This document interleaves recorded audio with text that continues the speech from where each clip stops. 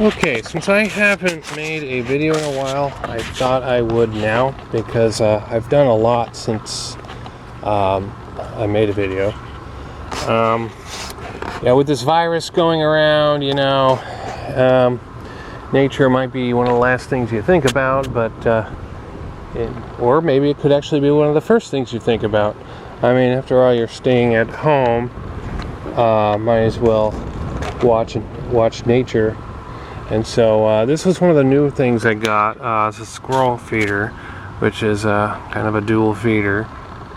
And then also I replaced the squirrel box. And there's the old squirrel box, and that it broke, so it's windy, so I don't know if I'm able to be heard. So because the wind often obscures the audio, so.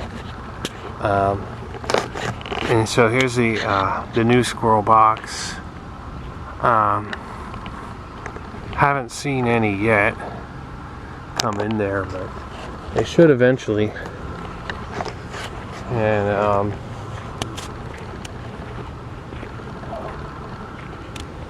yeah. Sometimes the goats get out, so I have to cover the plants. And I'm going to be expanding the fence, but I'm going to need help.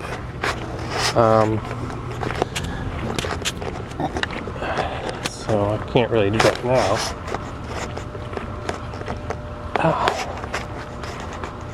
Okay. Another thing I wanted to show is way back here. I also put up a bat house. Up here, and so some people might be thinking, hey, why would you put up a bat house when it was bats that started the virus?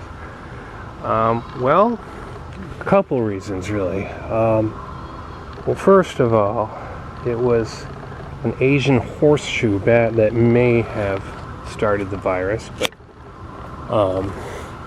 there actually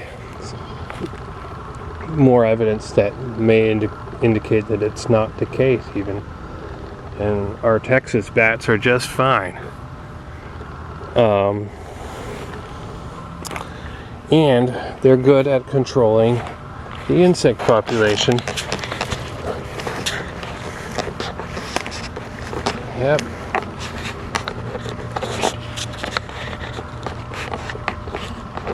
And I was going to show something else.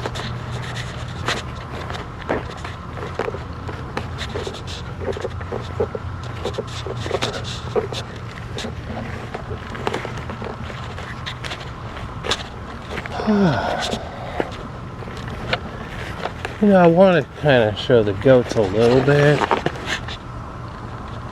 but really I wanted to save them for a separate video. Okay, now this is one of those window bird houses. Haven't gotten any birds in it yet. And then there's my bird feeder and squirrel feeder again.